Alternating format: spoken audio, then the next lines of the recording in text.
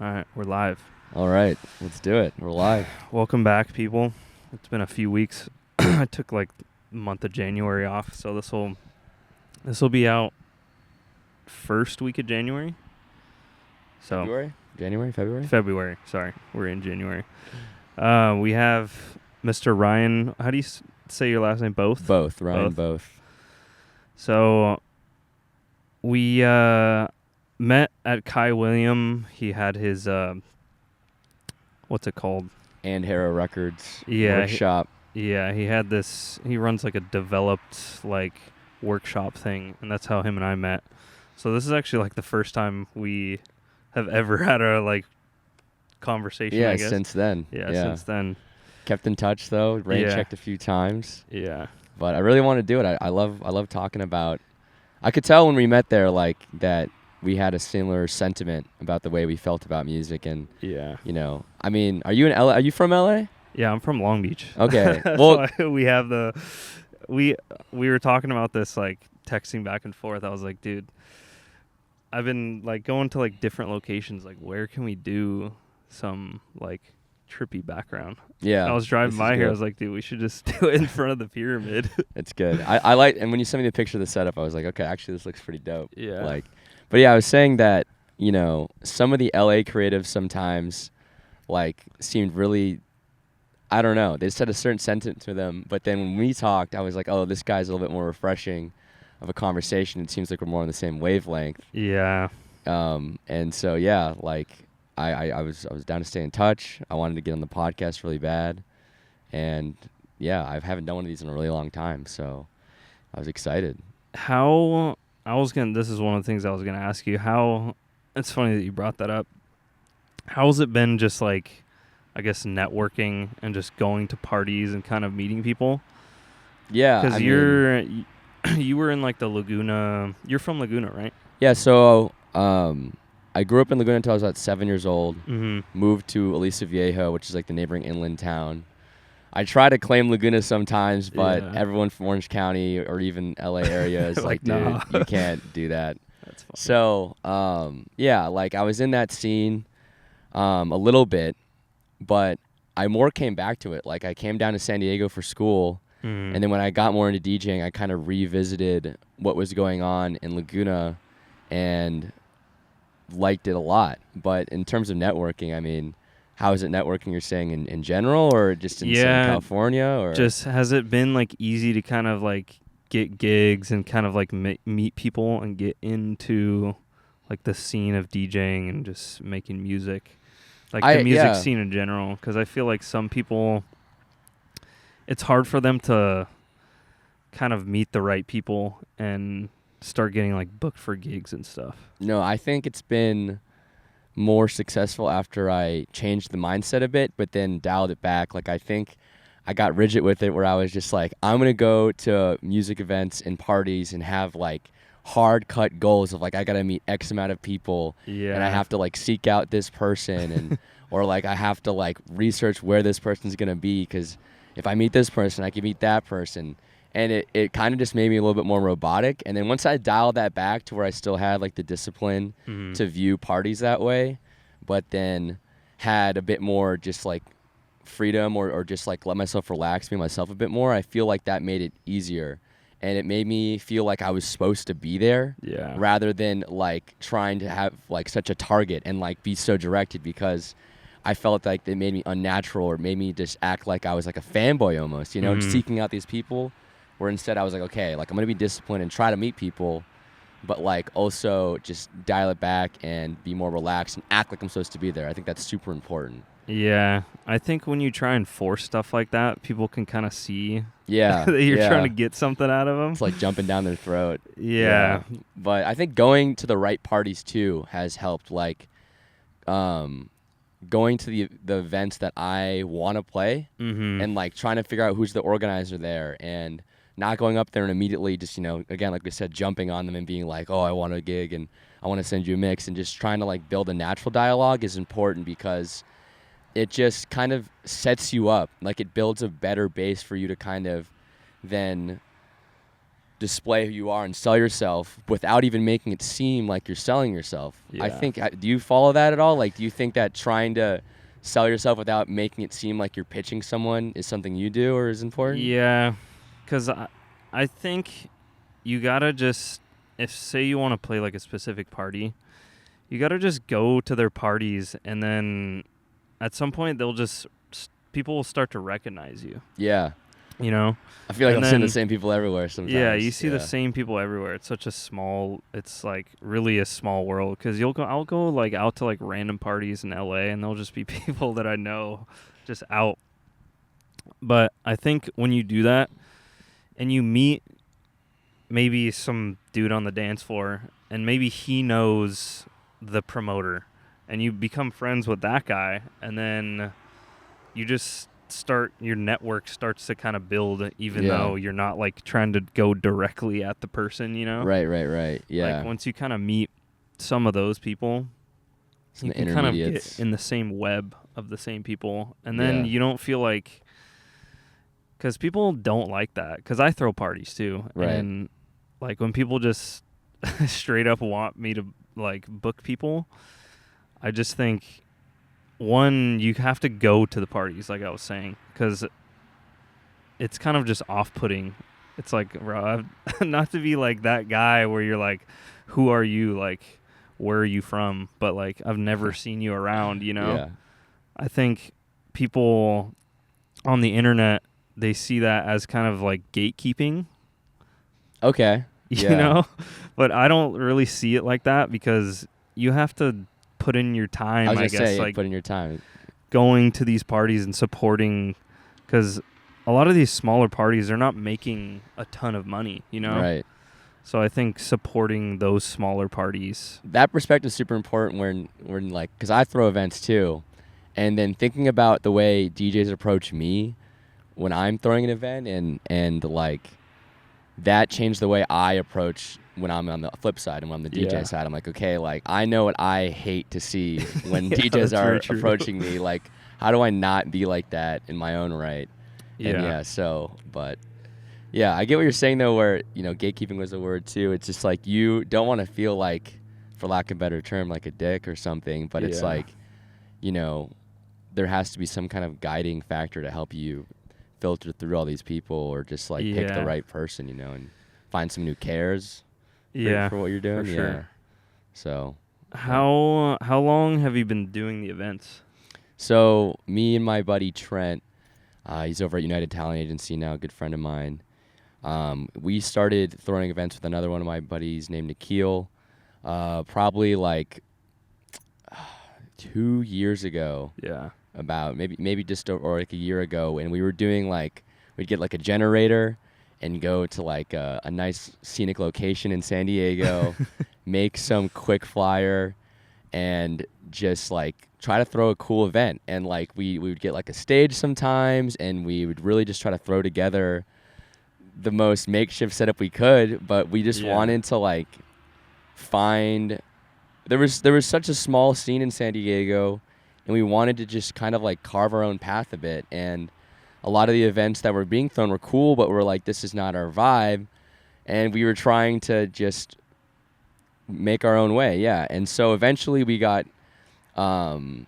connected with the Baja Sharkies restaurant group, which I'm Mhm. sure you're very familiar with. I know them all too well. Yeah, and they opened a new spot in San Diego. We got contracted with them as promoters, Mhm. and just grinded our asses off on the first couple events, like texting 300, 500 people to be like, please come here, like we're throwing events. And I think that our like effort combined with the new factor of the place blew it up, and that allowed us to just like carry this momentum at the most like hottest bar, if you want to say that, in San Yeah. Diego right now. Yeah. Does the camera say powering off right there? Is this thing too hot? Maybe it's not. Fuck. Hold on.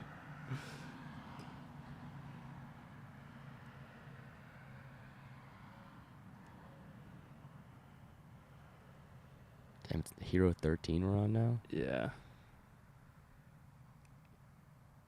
Sorry. Well, I think we're good. Technical No worries. difficulties. No, yeah, I was saying I've been throwing events for like 1 or 2 years, and yeah, just trying to make that work for me, like as a stream of income, as a way to influence the scene in San Diego, which I feel like needs some maturity, and also just find opportunity for myself, like make sure I have a consistent gig to do, or I have somewhere to test out my own tracks and that stuff. Yeah, how long have you been throwing gigs? About the same time. Yeah, 2 years. Yeah, 2 years. It'll be 2 years in February. Okay, nice. Yeah. Yeah, and I had been just like DJing in South Bay at one of the Baja Sharkies restaurants. Yeah. And then I just got kind of over playing fucking disco to like all these old fucks in Manhattan Beach. Interesting. Okay. So that was the format. Yeah. Right. So I moved back to Long Beach, and then my buddy was throwing like a birthday party. Like the bar was like 100 yards from my house, so he was like, "Hey, if you want to come DJ." And then I like met the owner of the bar from that one night. He's like, "Hey, if you want to like throw another event here, like we'd be open to it." And then I've just been doing them ever since then. But I try to do them as like often as I can, but it's difficult. Just, the venues aren't that good. Like you're just very limited on what you can kind of do.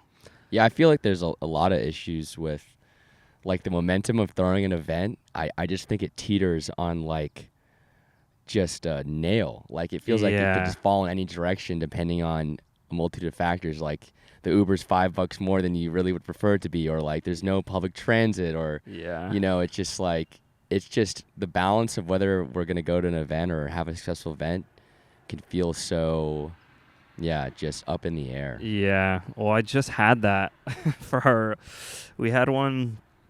There's this little like nightclub that I've been doing stuff at in Long Beach, and there was probably 5 or 6 other events like going on that same night, and then it just happened to be pouring rain. That like 1 week where it was just dumping rain, and I was like texting the owner. I was like, dude, if it's like pouring rain, like we're gonna have to cancel. Like nobody's gonna like be able to get out of their Ubers because the streets are gonna be flooded. And luckily it didn't keep raining. I think it was just like sprinkling a little bit like during the event, but yeah, we got kind of skunked on that one. Yeah, no, that happened to us too during that really rainy season. We had like a tougher one. Yeah. And the club smells like crap, and I don't even know. It's funny, but yeah, I mean, and it's a weather problem. It's crazy to think in California that's going to stop a gig. I have this giant booth that I have. It's like this white table. I don't think I've ever said where I got this thing from. I was looking for just I'm gonna wait for this plane to go by. Dude, you can for sure see that on the video. So I was looking for Southwest. Yeah, shout out Southwest. I was looking for a booth just on like OfferUp Facebook Marketplace, because we were throwing parties in this like warehouse spot that we had, and I was like, dude, we should try and find like a booth or something. So I found this table, and it's probably like 8.5 feet long. Okay. And it's like the perfect DJ booth.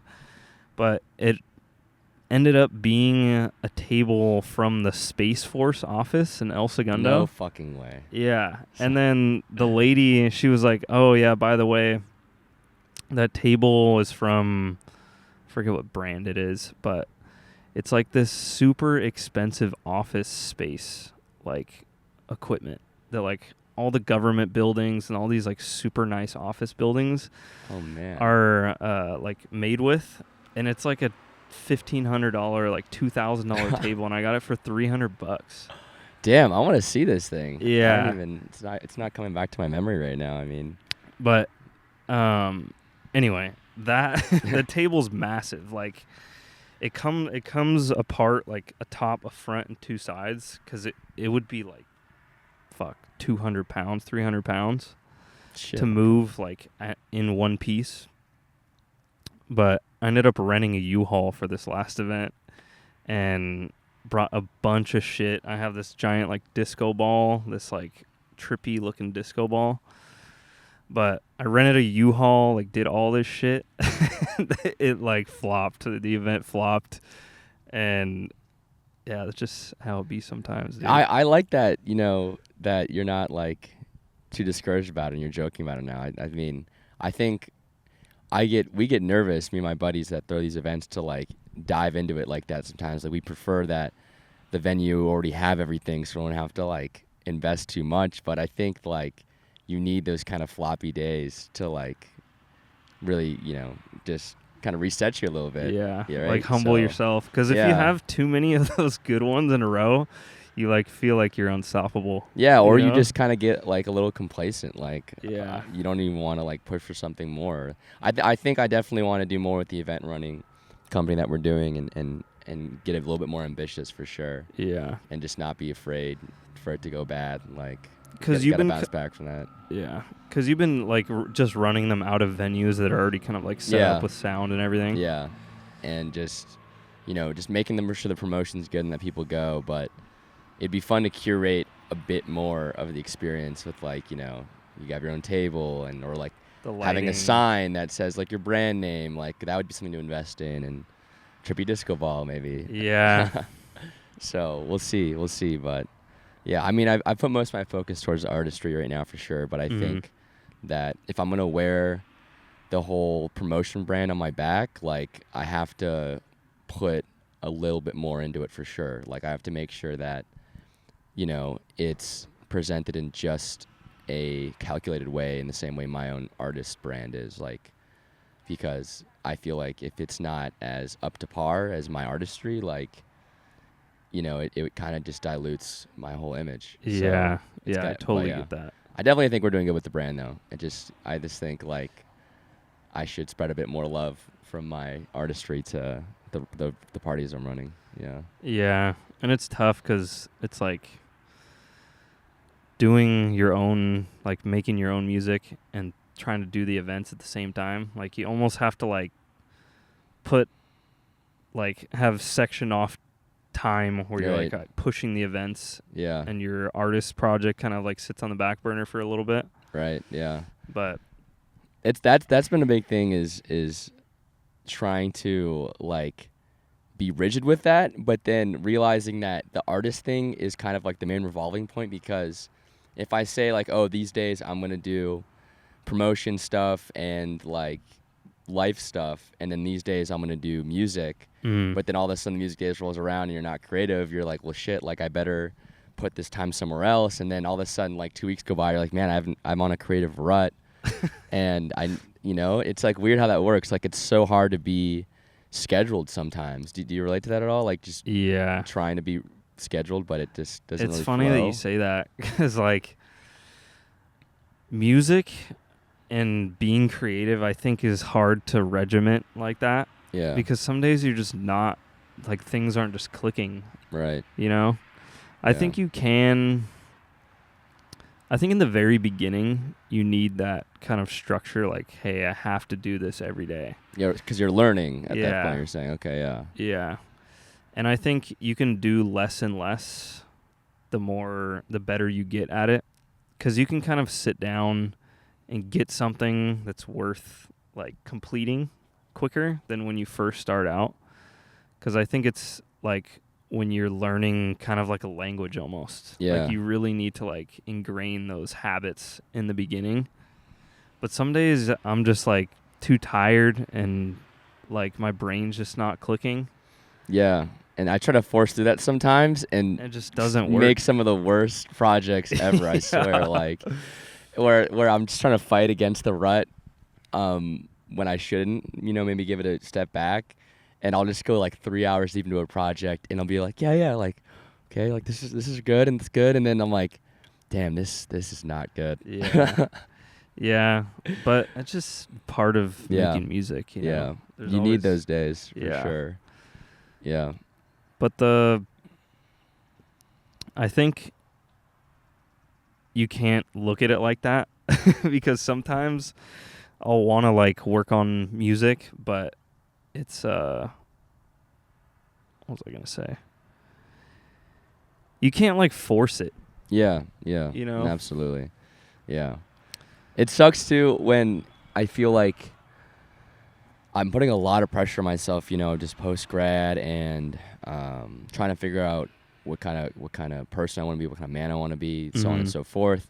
And I feel like there's this huge time crunch, like, try to make your best tracks now, try to make like your hits now or whatever, or like we gotta make the best tracks as soon as possible so that we could start pursuing a music career full time as soon as possible. Yeah. And that just makes it like double trouble. Not fun. Yeah, because you're like you're putting all that pressure on yourself and you're in like a rut one day and you're like shit like I need to make a good track right now, and you just don't even know, your stream of like output is just totally poisoned at that point. Yeah. And so it's such going from just straight leisure to really trying to make a music project that you want to share is just it's been such a daunting but like fulfilling journey. Yeah, and now that I'm trying to be more professional with it, and I have a day job, but like of course I'm trying to really give myself a chance. It's just like so hard to keep my expression like pure, and just like keep it me. And yeah, just with all the like pressure you put on yourself. Yeah, absolutely. Like the rut, talking about not being creative sometimes like to remind me of it, because those days where I feel like I can't make music, and at the same time those days are some of the days where I really want to be able to make music, and I'm thinking about how great it would be if that's what I was able to do with my life. Like those days can be really tough. Yeah. And you're just looking at yourself like, I don't even know how to do this. Like maybe I should just keep working at the hospital and do that thing. You know? But how old are you? I'm 22. Fuck, dude. How old are you? I'll be 32 this year. Oh my God, September. dude, you look great. Holy shit. Thanks, bro. idea. But yeah, you think you got some pressure. Yeah, I guess so. You got so much time, dude. Well, that's what's honestly been the alleviating factor of the whole pressure thing the most, is like meeting people older than me that are also just like kind of found their rhythm a bit more and like are just enjoying it. Like, what am I trying to say here? Like, it's just meeting people that are older and just on the same wavelength. We're in different areas, of course, but it's just like, I don't know, there's some comfortability to me. It just helps me not rush it, if that makes sense. You know?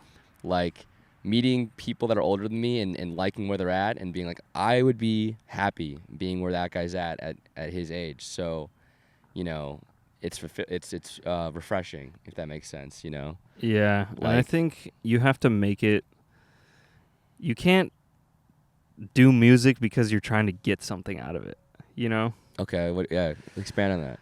I think you have to just make it a part of your like existence, you know? Yeah. Like you are making music because you like making music. Because if you make all these tracks that you put out that you're not necessarily like happy with, but like they'll pop off, but it's not necessarily something that you like making or producing. Right. Like I think I would rather just be happy with what I'm putting out. Yeah. And just like work a normal job and play like gigs every so often. That was a big moment for me over the summer. I feel like I remember sitting down with myself and journaling about it, how like I don't have to be defined in my music experience, one, and then my human experience doesn't have to be defined by how successful my music ends up being or like how people take it in. And being in college, there's so much external influence of like you want to make what pops off, and just trying to let that go was huge for me.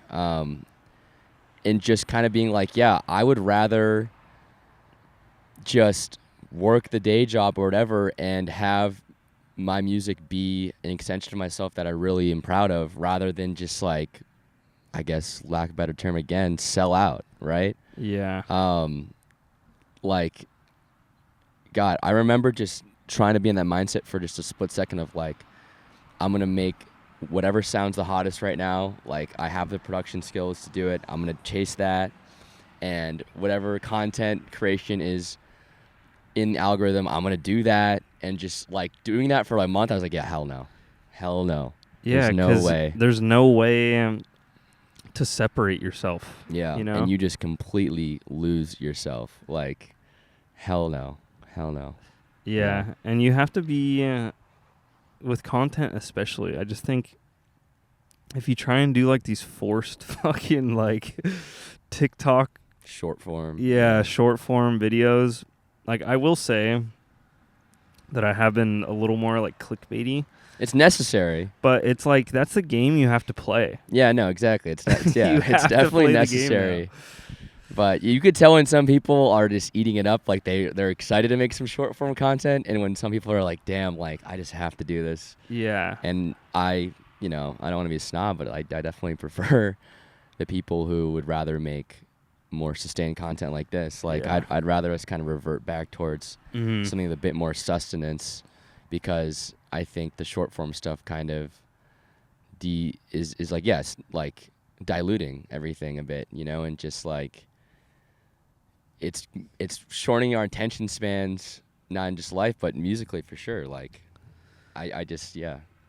Yeah, and I also think if you put out more long form content and just content that's, it doesn't have to be like long form, but that's why I like YouTube so much, because you can really build like an audience on YouTube, and they're not like, if someone watches or listens through like an hour long podcast, like those people are more likely to like buy whatever. Like, if you have merch, go to your shows, people feel like they're more connected to you through long form content, not just like you like getting hyped on a TikTok video for your new song that came out. I mean, yeah, like, as I think it's just proportionary. Like, if you have a short form thing to sell a short form product, they're gonna engage with it for a short time, and then it's gonna be out the door. Like, if you're advertising your new song in a quick, short way, maybe they listen to it once or twice, or like it's their favorite song for like a couple of days, but you designed it to be a short form thing and have it be a quick hit, and that's all it is. Like, if you're doing something more sustained, and you're really trying to like use a long form type of content to show your brand image, like I feel like that's what builds a true fan, I guess is the word, or just a supporter, I feel like is a better word. Yeah. And someone that actually wants to like feel connected to who you are as an artist and who you are as a brand. Like, 100%.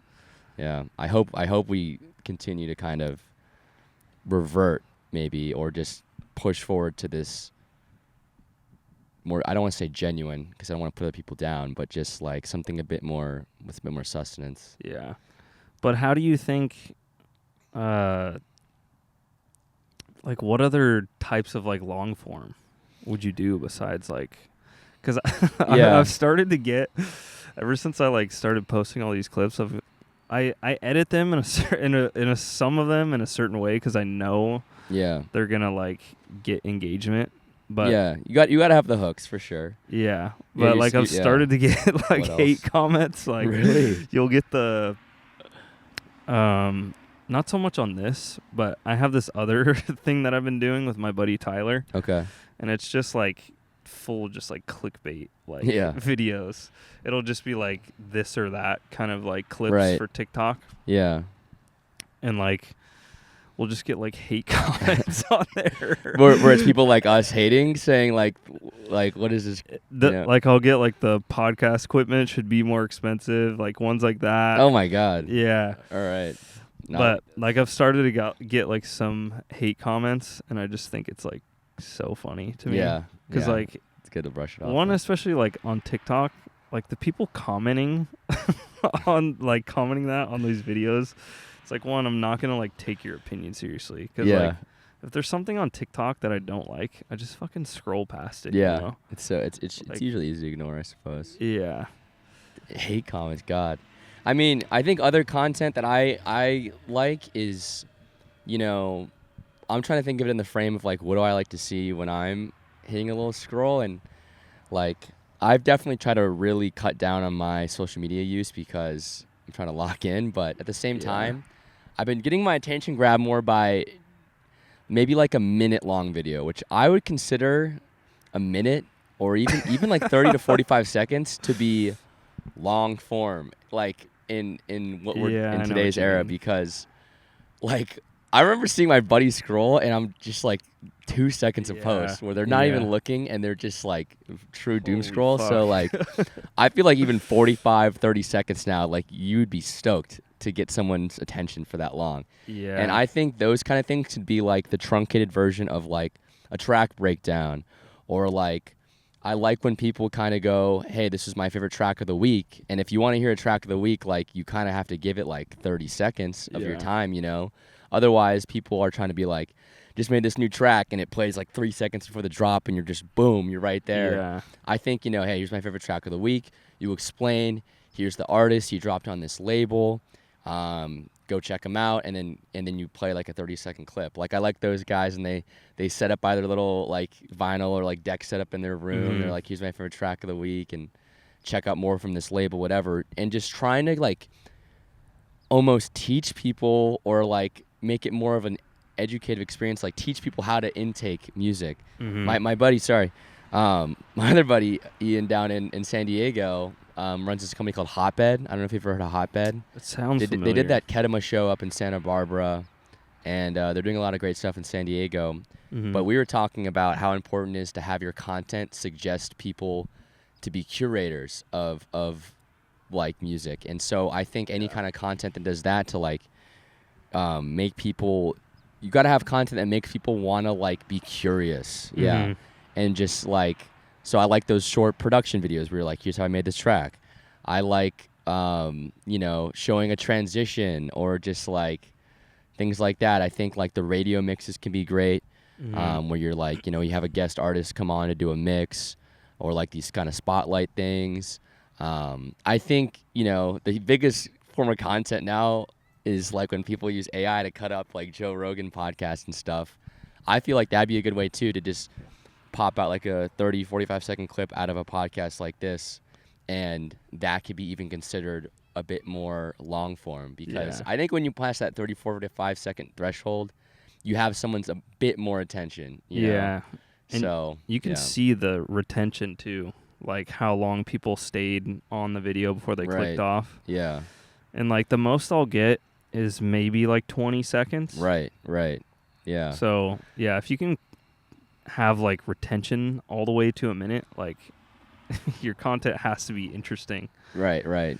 Because making like a video like this, you know, I don't know how long we'll be here, but it's gonna take a lot of attention span for someone to watch a video like this. And so back to your question of like, how do you make more content like that? It's like, yeah, it's hard to just pump out content like this and have it be like long form. Like you can't do this every day. Yeah. So yeah, finding those videos where it's like getting a minute, maybe 2 minutes if you want to feel crazy, like that could be fun.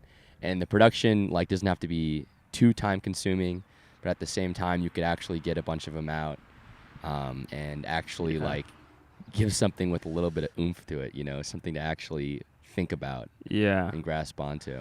I have a buddy up in San Francisco, Emilio. He makes a lot of that content that you're talking about, like, because he's a vinyl guy, so he goes and like digs for vinyl records. Like he's gone over to Europe and like he'll have like videos of him like searching for vinyl. But he just started doing these. I think this is just like his latest post like 2 days ago. But he started doing like these posts about like they're doing like, I think it's like a festival or like a bunch of shows in San Francisco. Like Chris Dusty's coming out and all these people. Oh wow! And it's kind of like showcasing like, hey, they're coming to San Francisco. Yeah.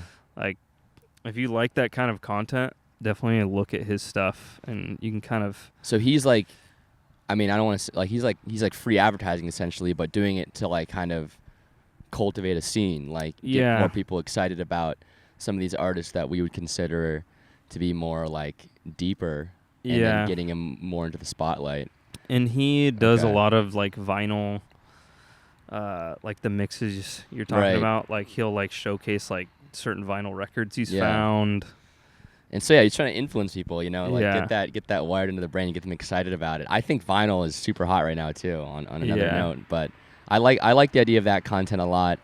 I would love to do that more too. To be honest, I think I actually bought like a tripod the other day to just mount my phone on, and like a microphone too. I mean, I already had microphones, but I wanted to kind of get like a room mic just to like Yeah. talk into or something, because I want to like try to do little content like that too and just take that step forward. Yeah. But yeah, it is hard. I think It's hard talking to the camera. yeah, that's what we talked about a lot at that, where we talked about the music video, like the Ann Hara Records thing with Kai Yeah. William. Like that was what I wanted to know about a lot too, is just like how to go about content creation and how other people feel, and just, you know, knowing other people were having difficulty with it or just like a little nervous about it is again refreshing. But it's just like, yeah, I don't like looking at a camera, you know, or Yeah. like dancing into a camera or anything. Like I'd rather just be more candid, I guess. Yeah. So yeah, maybe I think the vinyl record thing, I don't know if you're into that at all,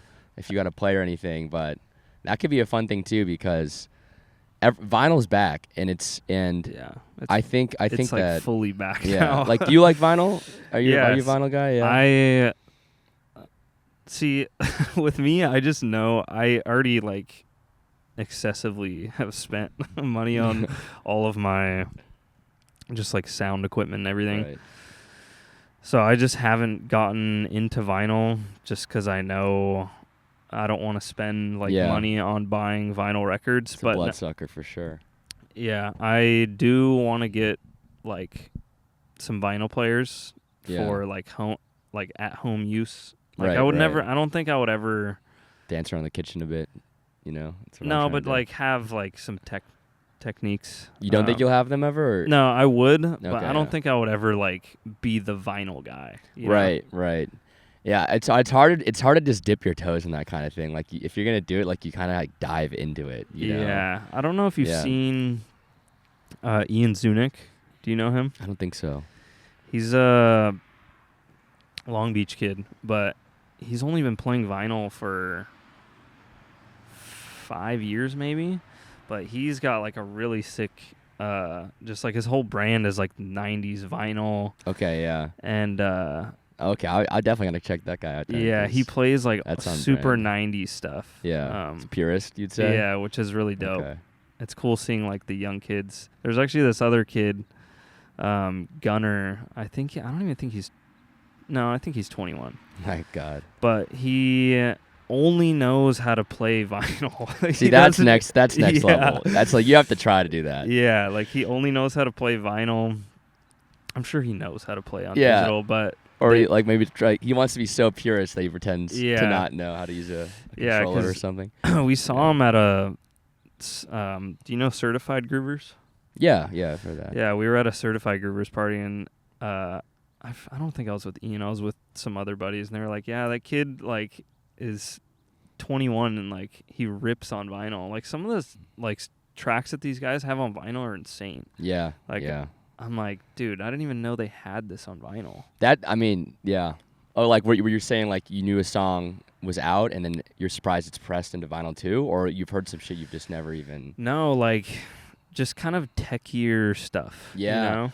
Honestly, like the I feel like the minimal tech kind of scene, like I don't know, umbrella name here, like Michael Beebe's kind of sound, or like Pasa. Like obviously the vinyl tracks I'm hearing are not as commercial sounding as that. Yeah. But hearing some of those tracks on vinyl, I'm the same way. I'm like, wow, I did not know they pressed this Yeah. kind of stuff, like this really like minimal, modern, glitchy, minimal stuff. You know, like it is surprising sometimes for sure. Yeah. I have a lot of classic house vinyl, and I feel like I'm definitely diving into that vinyl guy kind of vibe where I want to have that be an element to my personality, but also my brand for Yeah. sure. And I just think there's a certain intimacy with vinyl that is really appealing, and I love the whole process of just like loading, like grabbing the vinyl and just like it's in placing your the hands. needle and it's in your hands and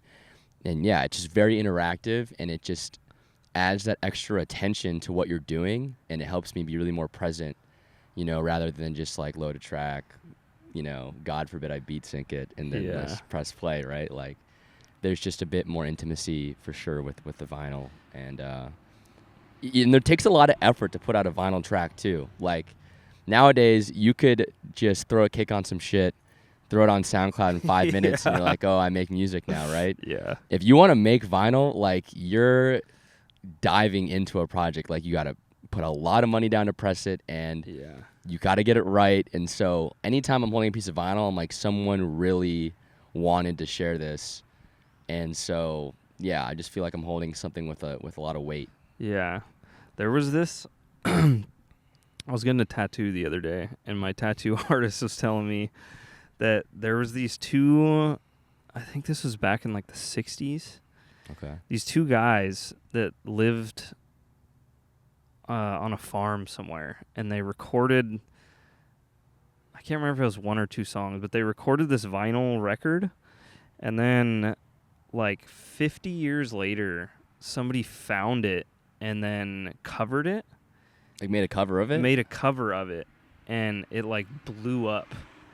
And then they went and found these dudes, and they were just living on a farm somewhere no idea. in the middle of nowhere. And they just like gave them all this money from the sweet. record. Oh, really? Yeah. That's sweet. Yeah. I love something like that. Dude, that's so crazy. I think that kind of segues into what like my favorite part of like the dance music scene is that it's just like it's very accessible and it's very like flip heavy, sample heavy kind of thing. And there's just constant like recycling and remixing and just like everyone can, it's very accessible and it just feels like everyone is more a human just trying to like participate in an art rather than like, you know, having it be your whole personality. Of course, DJing can be very that way, or it's like I'm a DJ, like that's my whole personality. But I think that because house music and dance music is so accessible, like you could have all these little micro interactions and just collaborations, and it just feels like we're all just having like another language, like you said earlier, and we all know this language and we're kind of interacting, and it's just like, you know, it feels so far from like a commercial model of music, and so many people aren't like dead set on just like making money or like blowing up or having fame, or you know, like it just feels, and I'm not trying to put down other genres at all. Rap and hip hop. Yeah, I gotta put a disclaimer out there. It's more just it's not a put down of other genres. It's just more of like an appreciation for the one I've found myself to be a part of, because like house music goes so much deeper than the surface to me, you know, with that aspect of like everyone's just interacting, you know. It's just like there's the record shop we were gonna originally try and do this at. Dakin, he runs that whole shop, but you'll go in there on like Saturdays and there will be a bunch of people in there just hanging out. Like now he has like an alcohol license so you can drink, and you can just go in there and play records. Like he has decks set up so you can just go in, like hop on the decks for a bit, like hang out. Oh, I gotta get over there. That sounds fun. Yeah, it's a cool little. Because then you could like shop for some records and then test them out or something, I guess. Yeah, it's a cool little like community center almost now. Okay, yeah. And like my buddy Brando, his dad's been playing vinyl since he was born, basically. So he has like at his house in San Diego, he has like a wall of just vinyl records. That's another thing I like about vinyl, is like your house can just have all these vinyl records. Decorative, and like, you can play it while you're making dinner. Yeah, like there's just so much more detail, and because you paid for this physical thing and it was probably expensive. I mean, sometimes not, hopefully, right? But you know, there's just a different level of like attention you're giving to it. You know, so it's sweet for sure. Yeah. Yeah. Did you grow up around like a musical household? Yeah. So my dad's a drummer, classic rock guy, big John Bonham fan. You know, Led Zeppelin. Heck yeah. My mom, I like to say she's a groover. You know, she is on that like R&B, soul, like just like Motown, that kind of thing. Yeah. Which, yeah, just combined is pretty much house music, I Yeah, suppose, I right? guess you're So right. like, Yeah, that it's does funny make though. sense. Yeah, like I actually used to make rap beats in high school. Like that was that thing, and then I grew up playing guitar. My mom was always playing piano, and my dad was like playing rock music, and I got him like a drum kit for his for Father's Day in like 2021, and so it's always been around my family. And I wouldn't Yeah. say we're like a musical family where we're like, you know, getting together and doing the family band. Yeah. It's a lot more Jam casual than band. that. Yeah. And it's not like in your face. Like that's not like our defining characteristic, but music's definitely an important part of my family. And my sister's a singer at USC, and you know, that's her passion and that's what she's going to school for. And Yeah. so it's always been around. The house always has music going. People are always singing and shouting, and everyone's probably got ADHD and just can't stop stimming out with music, you know. Yeah. And so like very musical household, and I think my dad just gave me that rhythm and that energy from like the rock and roll, and then the mom was the groover, man. Just Yeah. like Sade and like, you know, Earth, Wind and Fire she's always got going on, and just like made me feel a lot more dancey and just swingy, you know. Yeah. So definitely have a musical household. Definitely played a big part in my journey, because I was playing guitar when I was young and still try to revisit that now. Yeah. I even tried to incorporate it into the production at one point, just like live guitar and bass. And I try to now still too, but I'm heavy into that 90s house stuff. So Do you know who different. Lucid is? Lucid. Sounds familiar. He has been kind of blowing up lately, but he plays like live bass. Really? Yeah, he does like live vocals and bass. I've seen that act a couple. I think, wow, is it Blue Jade or like? She played Coachella in the Do Lab.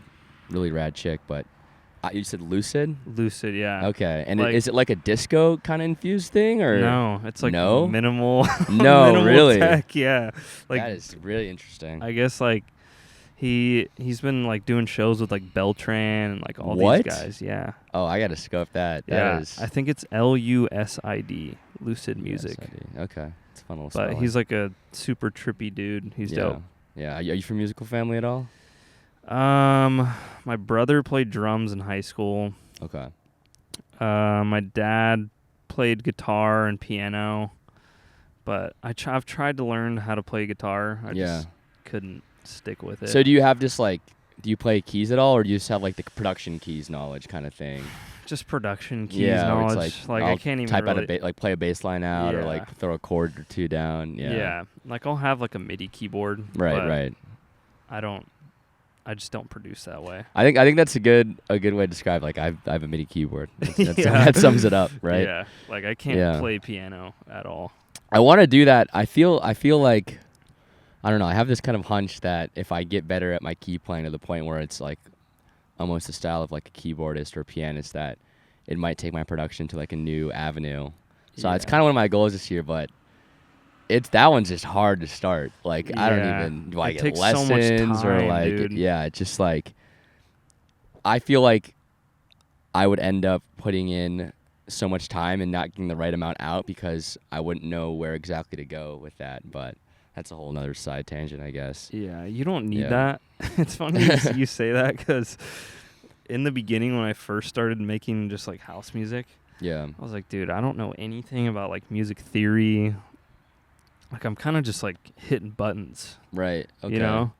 And I was like, I feel like I'm not going to be able to like get my production to like a decent level because I don't know Yeah. anything about music. And then I saw this interview with I think it was Chris Lake. Mm-hmm. And he was talking about how when he like makes music with Chris Lorenzo, like Chris Lorenzo knows nothing about like music theory. He's Yeah. like, it sounds good, so like you could eventually hear it out. Like, Yeah, you can your hear. ears could adjust, and you're like, oh, I know this is the right key, and I know this is in scale and whatnot. yeah, I think a certain degree of theory definitely helps me, and it helps my workflow. Like, because at the end of the day, like if it sounds good, it sounds good. But knowing a couple theory tricks to kind of get around could help you like not stifle your kind of creative output, and also help you like think of some other possibilities you can consider. It's like a certain level, but like definitely not traditional. I think it's theory just is necessary. workflow. Yeah, your workflow's workflow. quicker, but you can get Yeah. around without knowing it. Right. It's like whatever you want to do with your workflow, you just have to figure out what bits of theory you have to grab, if any, and that's kind of all you need. Especially the guys making minimal stuff. Like if if the only melodic element is your bass line, yeah, you you low key don't even need any theory. Like Yeah. at that point, I guess you could have your bass line and pick a scale, but it's just Yeah. like. Just vocals and bass. Yeah. You just make sure they're in the same key and you're good. But like finding like a vocal or like a sample, and I'm like, okay, like, you know, they're this far away in key, and like, oh, if I move this will be like a perfect fifth, and so like it will sound a certain way, and like I'm trying to find a certain mood. Like those things could help add a little like fold into your game of Yeah. like production, and they're nice. But I agree that I kind of let go of the whole pursuit of like, oh, I'm gonna learn music theory and like really, really learn how to play an instrument, because, yeah, it's just a way different kind of style of production with dance music. Yeah, Ableton is an instrument. Yeah, absolutely. You could play Absolutely. guitar, piano, all you want. Put Ableton in front of them. Yeah. And then we'll see who plays an instrument. Right. I think it's funny that I kind of like have a foot in each, because like I play a couple instruments, and then I also have the production, and I would say to myself like, yeah, this is an instrument. I agree. Yeah. So it's funny when I hear my buddies that play instruments kind of like crap on it a bit, and I'm like, come on, like, you know, it's difficult. Yeah. That's why I like my musician friends at school. Well, when I was in school, I minored in music, who were like, is it good? Yeah. Chilling? Good. Maybe it stopped in the middle. I don't know. No, it's still been going. I've been paying attention to it. All right, sounds good. Yeah, I like my music buddies who have that respect for production. Yeah. Because a lot of guys are like band member dudes that were like in rock bands in college, like, and then joined my production classes wanting to know how to work a DAW. They were so quickly humbled, and Yeah. you know. So yeah, Ableton's absolutely an instrument, and there's just never-ending learning process of what you could do with it. When did you start, I guess, when did you get into, like, house music? Because you're, It's a good story. since you're, like, 10 years, it's always interesting to me. That's why I kind of wanted to talk to you. Yeah. Was because I just find it so fascinating, like, how different, like, people get introduced and, like, the scene at the time of when they get into house music. This would be great to talk about. Because, like, when I started, there was not, like, house music wasn't a thing. Right. Like, it was a thing, but, like, house always been as there. we know it today, like, right before I got into, like, electronic music was, like, 2 or 3, maybe, like, 2 years before, like, Chris Lake, like, started the whole tech house wave. Okay, so that's why you're going back to the Dirty Bird stuff. Yeah, so, like, where did you get, like, introduced into house music?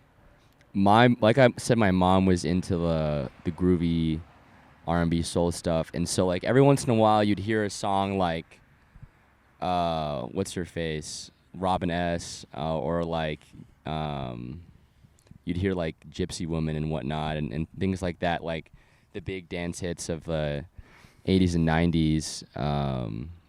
Like my mom would get those in rotation every now and then, or even like some Madonna. Like she had a couple houseier beats, and so like I knew house existed, and like I knew. Maybe the only song I knew was like Gypsy Woman, right? Like growing up as like a kid, because it would come in my mom's shuffle sometimes with like the other black female artists, you know, of like 80s, 90s, whatever, and which I'm just like addicted to now in my old age. But there was that, and then there was like Disclosure and stuff. Yeah. And so there was dabbles there, and like it was mostly like EDM was prominent when I was growing up too, like Avicii and stuff. Yeah. Totally kind of grew out of all the dance stuff though. Like I liked disco a lot, so that was in the mix and in the fold, and like the difference between disco and house could be like a sliver sometimes, you know. Yeah, it could be it's a gateway. Yeah. The difference between disco and house sometimes could be like a heavier kick, you know. It could be like the one thing, right? So finally when I was in high school,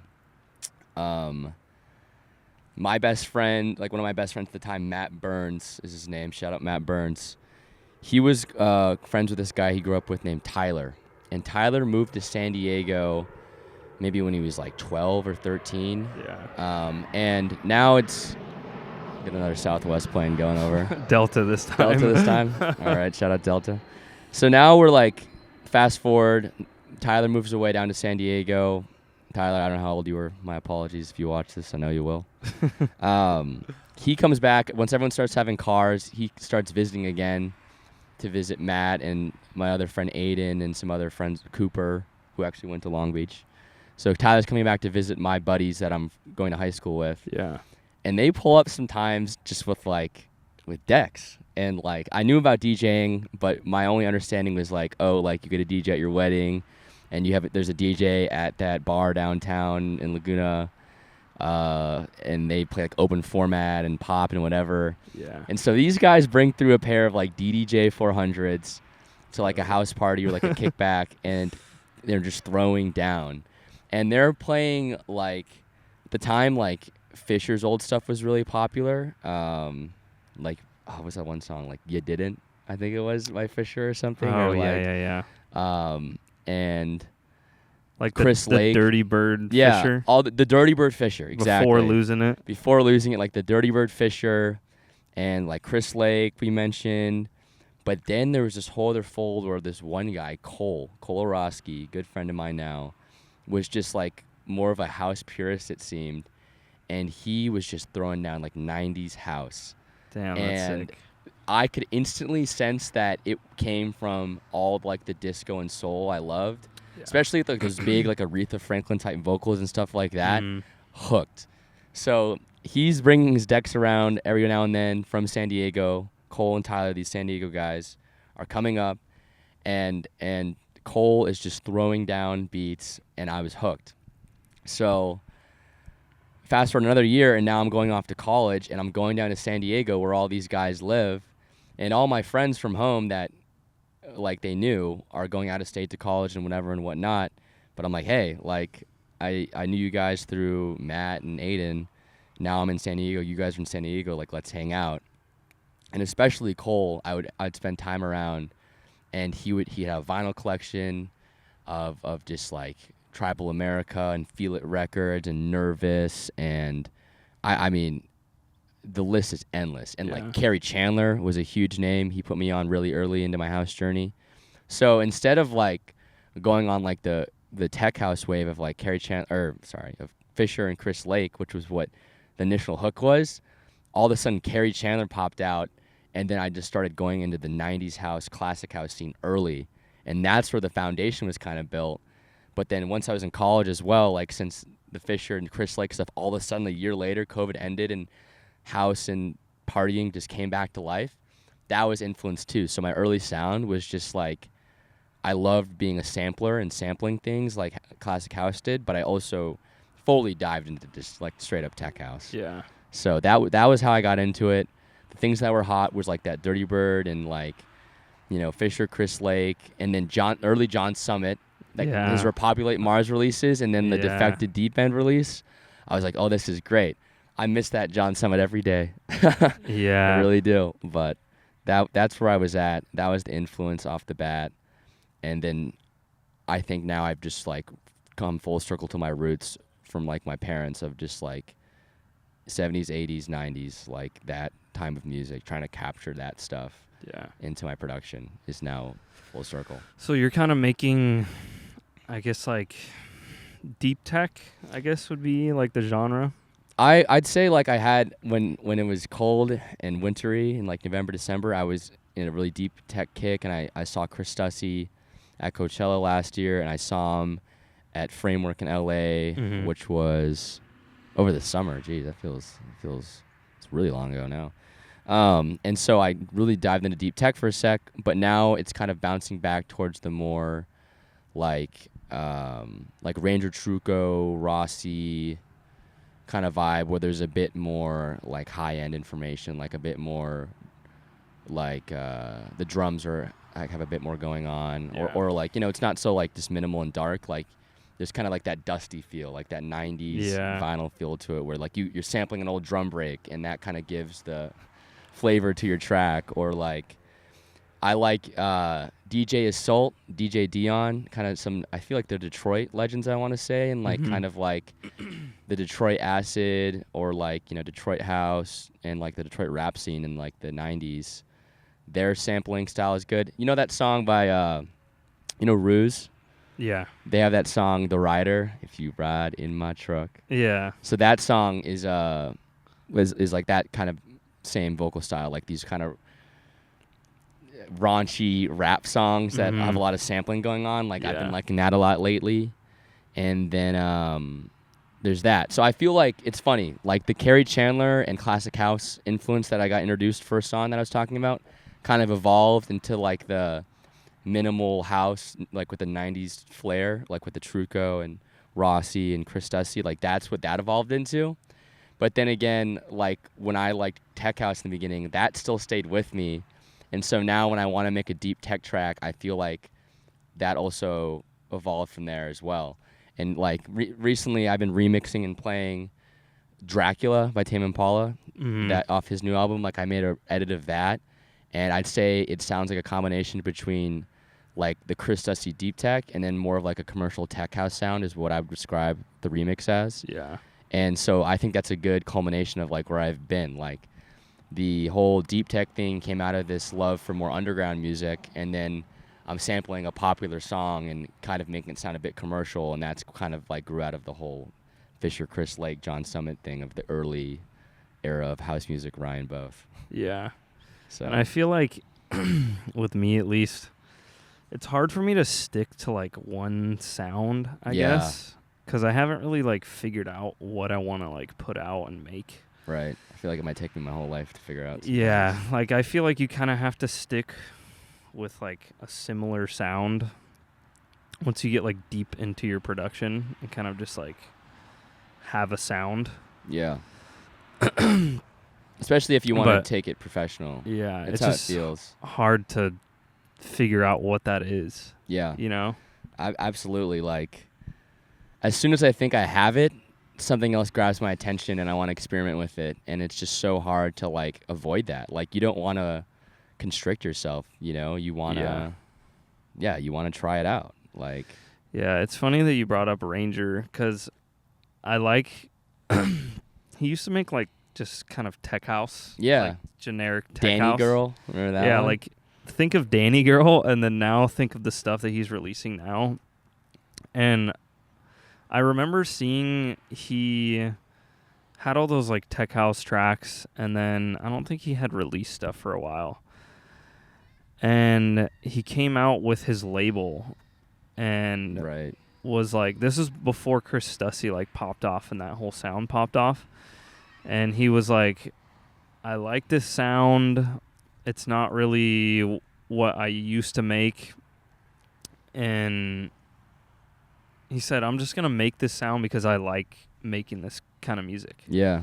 And then now Ranger is like huge, Right. you know, because he's like stuck to his guns and He stuck, just, like, absolutely stuck to his guns. Absolutely. Yeah. Yeah. And I think that's like such like a cool like story for people that are kind of trying to figure themselves out. And it's like, if you just make the stuff that you like instead of trying to like we were saying, kind of just like follow a trend. Yeah.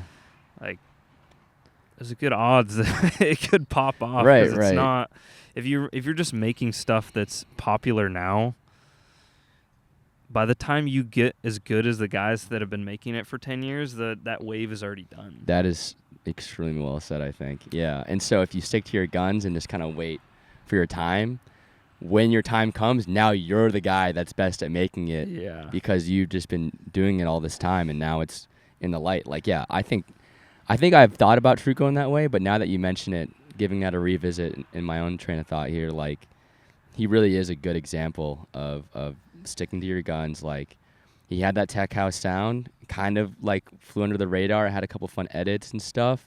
And then when the Range label came out, you're like, oh, this is really what he wants to do. And slow, steady climb. And now he's just, really talked about by a lot of my buddies who used to just be like only John Summit, Chris Lake guys, where they only like the big names. and they're like finding Ranger Truco now. I'm like, oh, let's go. Like you're diving deep. Yeah. Or you're diving deeper, I should say. Yeah, and you know who also did that, like, not recently, but is Kyle Walker. Yeah. Oh my God. You know how he used to be tech house, and now Dude, he's I making just found the his funky shit. disco stuff. Yes. Bro, his new shit is so sick. That shit actually, like, it surprised me in such a fun way. I saw, like, he had, like, that, I don't know what the party was. Was it? Was it the AM radio? Yeah, it was AM radio. Yeah, Yeah. that disco AM radio set. Thank you. Yeah. That set was dope. And, like, I grabbed some of his disco tracks there because I like to mix in a little bit of disco. That set was dope. And I was like, this is what Kyle Walker's doing now? Yeah. Like, I remember in, like, 2019, 2020, like, just some straight tech house stuff. And now it's got this pure groove to it. I'm like, this really sounds like some cool, different shit. Or, like, this sounds like someone's actual output, you know? It sounds like something he's actually wanted to make, and now it's here. That's a great example, too. Yeah. And there's a bunch of, like, examples like that. Yeah. I mean, Chris Stussy, I think, is an example, too. Like, everyone, now he's just so hot, and, you know, like, everyone's talking about him. But I remember listening to him in, like, 2019 on, like, some this really calm little minimal beats. And, you know, I've heard he's just kind of like a nice, mellow dude. Slow, like, deep house. Yeah, slow, deep house stuff. And then now he's here, and, like, it's his sound. Yeah. Like, it's him, you know, like, he is the flagship guy of that, and the sound has taken over the deep tech sound. Yeah. And so, yeah, I think that is refreshing, too, to kind of stick to your guns a bit, and gives guys like us who are trying to stay true to our creative output, like, it gives us some hope, maybe. Yeah. Yeah, or some, I don't know what it gives us. Yeah, hope, I guess. Yeah. Gives us some comfortability. Yeah, because I get in my head all the time about it, you know? I feel like there's not enough time. I feel like you're behind. Yeah. I remember Chris Lake was one of the guys who blew up at an older age, right?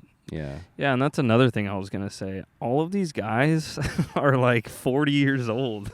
I know. Yeah. It's You know? like you know it, but it's not talked about as explicitly, you know. Is like all of us, like my age group of guys, like we're all like, you know, 22, 23, 21, whatever, just like obsessing over like 40-year-old guys, just like ripping, you know. Yeah. Like it's, I guess there really is no clock on it, but and yeah, it's funny how that works. And I think you, just being the age that you are, you don't really get around like the older heads, you know? I think a lot of times I don't, but I try to make that effort to like go to places with older crowds and converse with older people. And, you know, I'm not going to pretend like I wasn't a little bit egoed up about it. Like going around people that are older than me and having them think I was closer to their age or older than my actual age, like it made me feel good about myself because it made me feel like I had some level of like musical maturity that was something to be proud of. But in the same sense, like but the real reason I like to do it is not because of the gratification at all. Like it's necessary to talk to these people who have been in it for a while and like get their input. And I really value their kind of advice. And, you know, I really like to see or try to get a sense of like how they're viewing things. Like that's why I think this is great because like I don't know how old you are, now I do. And hearing your perspective on things is super like helpful to me in an almost subconscious way. Like now I'm kind of just going to take what we talked about here today and it's going to infuse into how I'm carrying myself without me even kind of like recognizing it outright. You know what I mean? Yeah. Yeah, I think it's super important to interact with all ages of the scene. I also think it's nice to see like these guys just work normal jobs, you know, like they're still like enjoying like the music as much as they were 20 years ago. Like you don't have to like try to make it and then just quit music. Like you can still enjoy and like be a part of the like just be in the crowd and just like just go enjoy it. I think that's what I like about House Music too is like now of course there's a bit more of a star and celebrity factor to it all. But still a lot of times like it seems like bigger artists even aren't afraid to just kind of be a patron in the crowd and just go enjoy something. And And because house music is popular, but it's still not the most wide appeal genre to everyone, and a lot of people still don't really understand it or like it. Like, a lot of guys can just get away with living like their same kind of like paparazzi free, like normal lives, which I think is dope. Like, because guys like, again, like Chris Dusty, or like maybe like Josh Baker, just to say some familiar names, like, are very popular, are obviously getting by very well only off music with their stream of income, but they could definitely just walk around and like just do whatever. And people like us might go, "Oh, what's up, Josh?" But we're not gonna like, "Oh, oh my God!" Like we're not gonna like berate him or anything like that. Like, that's just not, to me, like, that whole celebrity status thing isn't that ingrained in house music. Of course, like the bigger names like, you know, Fisher and whatnot, and like Michael BB Pasta, like the big commercial, the big popular names, like those guys definitely have a celebrity factor now and entourages with them. But as a whole, I think the biggest guys in house music do not nearly have the same kind of overbearing celebrity status as like the biggest names in pop or rap or whatever. Like, you know what I mean? Do you agree with that? Yeah. I think like Disco Lines, John Summit, like those more commercial leaning guys kind of have that. Right. But yeah, like Josh Baker, like he could just walk into like a restaurant in Texas and sound like a random Saturday and nobody would know who he was. Yeah, right. Because those like John Summit, Disco Lines with the college kind of audiences, they probably have a bit harder time navigating around, especially since they're trying to be, you know, the ladies love them. You know, I'll just say that. But even then, I feel like if those guys like walked into like, I don't know, like they're still not getting recognized in certain places. Right, yeah. The only person I could maybe see that gets recognized is like Diplo. Yeah, Diplo, yeah. He's probably like one of the more recognizable. He's been in it for a while. Like Dave, when you move into like the EDM side of things a bit more, then you're like, okay, like EDM has been around, like David Guetta and Tiesto and that kind of thing. But yeah, I really like the way house sits, where it's like now there's a market for it. More people have opportunity to make their way in it and actually like have it be a big part of their lives, but it's not like the most spotlighted genre, or it's not like the most, I mean, let's be honest, like the corporate music thing, like it really, as great as it is, as fun as the songs are, like there is some devaluement in my mind of like the art form of music from the corporate music scene. So the fact that house has dipped into the corporate music scene but still remains largely like independently run, or like what feels like independently run, or run by like a lot of just smaller things rather than like big corporate conglomerates, I feel like that's a really big part of keeping it feeling genuine to me. Yeah. It'll always be there will always be underground like sects of the scene, you know. Yeah. When another layer gets peeled back, they dig another deeper layer in another direction. Like there'll always be the weirder and weirder like little subgenres that always pop up. Yeah, especially since people in house music, like some of them don't even want to be in a spotlight at all. Like some of them just they don't want to fucking DJ gigs. They don't want to like share their music. They just want to be with like some like their little group of people, or like their, you know, different sect, to use your word, of people. Like they have no interest of like blowing up, and I think that's very important, of keeping like the deep underground bass undiluted by, or unpoisoned, maybe it's a more aggressive word, but that's funny. But I think we've done an hour and a half. Maybe we can wrap this one up. I think that's a good point to wrap it up right there on the end. I feel like that was a good finishing kind of. Go ahead and plug yourself. If you guys are still around, plug yourself. Where can people find you? Yeah, so I'm going by the DJ name Pacific Groove. My music's on Spotify, SoundCloud, Apple Music. It's everywhere. I'll be playing February 13th in San Diego with Light Leak, big guy in the scene right now, doing really well with the minimal stuff. So I'll play in a show with him on February 13th. A couple other ones coming later in February, but follow me on Instagram at Ryan_both. Look for me on SoundCloud, Pacific Groove like the Pacific Ocean. geographic location where we are. Keeping it simple. So thanks for having me on. Yeah, this was fun. Really enjoyed this. Really refreshing talk. Yeah, we'll have to. I like having guests on multiple times because it's fun to just kind of like. I'll check in maybe like half a year or something. Yeah. Maybe that's a good chunk of time. Yeah, we'll see where we're at. See what's changed in my mind. Hopefully some label signings, some bigger gigs. Yes, that's the goal, is some label signings and some supports. I touched a few supports over the summer. I won't get too into that because we're wrapping up, but I definitely won't. That's kind of like the more tangible goal, is like label signings and supports. Yep. So, yeah. Sweet. See you guys in the next episode. See you guys later. Bye.